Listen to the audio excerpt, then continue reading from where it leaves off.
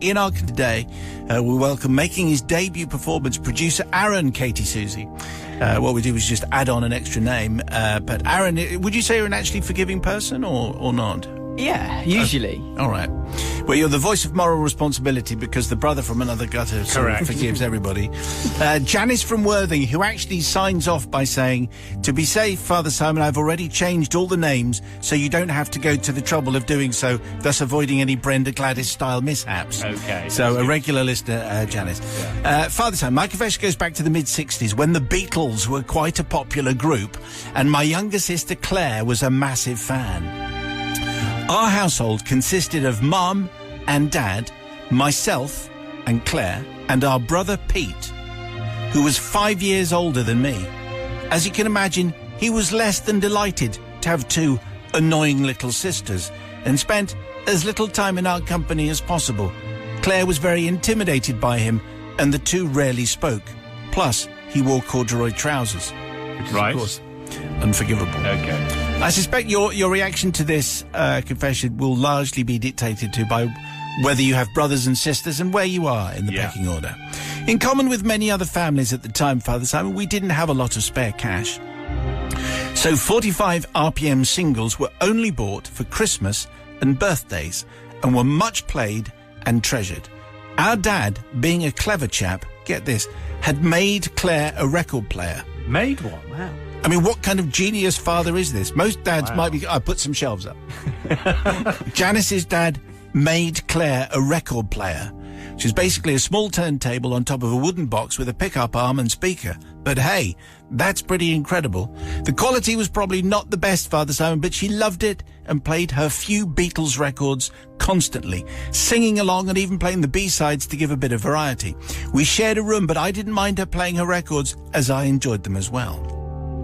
One day, however, Claire came home from school and, as usual, went straight to the record player to start the daily dose of the Fab Four. I heard her cry out and went to see what was wrong. It appeared that two of her precious records were missing. Love Me Do, B-side P.S. I Love You, and Help, B-side I'm Down, both on Parlophone Records. We searched everywhere, but they could not be found. This was an awful and devastating thing to happen. She knew every groove, every scratch of those discs. She was going to go and ask Mum if she'd tidied them away. Why do mums always do that?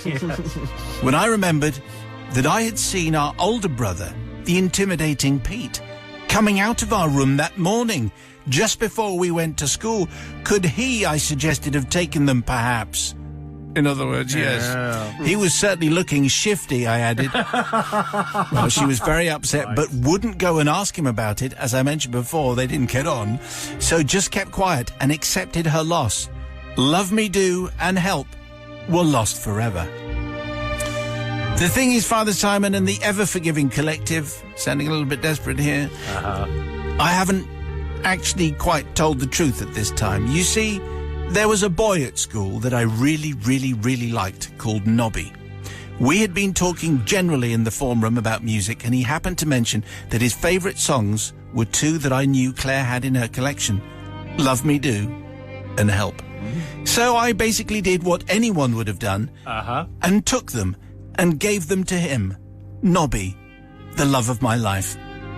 Well, when my sister started making a fuss, I panicked and laid the suspicion on Pete, obviously, because I absolutely knew she wouldn't challenge him about it or tell Mum and Dad. Thus, my heinous crime would remain undiscovered, and so it has until this very moment. Wow. It has been on my conscience for all these years, so that's decades. But I've never had the bottle to confess, a fact of which I'm deeply ashamed. Father Simon, I seek forgiveness from my brother intimidating Pete, even though he has no idea that Claire has been holding this crime against him all these years. Think of the pent-up resentment and the deep festering river of grievance that has been running here. And, of course, forgiveness from Claire, for whom I hope time has lessened the blow. The loss of her 45s, mind you, they're probably worth quite a lot of money.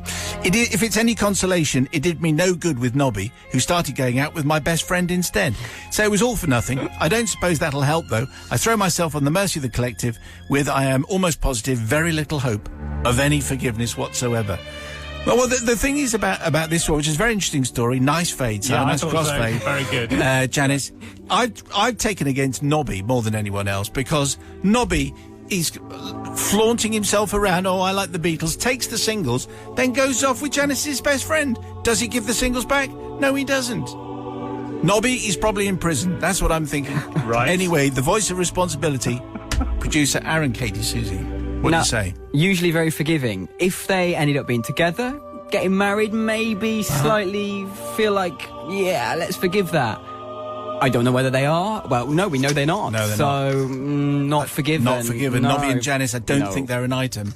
Brother from another guy. Well, I mean, it looks like I'm going to say that Nobby was a bit of a bullet dodge there, really, wasn't it? I mean, thankfully he didn't get, because my instinct is that life with Nobby would not have been good. And also, you know, blaming the brother, why not? The brother is older and acting somewhat aloof, and normally I'm the eldest brother, and therefore... And he wears cords. Yes, and he wears cords. What's that about? So, for that reason, I choose to forgive. Oh, what for the because cords? Of the cords, You're forgiving. Nobby probably being in jail, and other reasons that I have yet to go into. Shame on you, Nobby. Those 45s, they'd be worth an absolute fortune now. Anyway.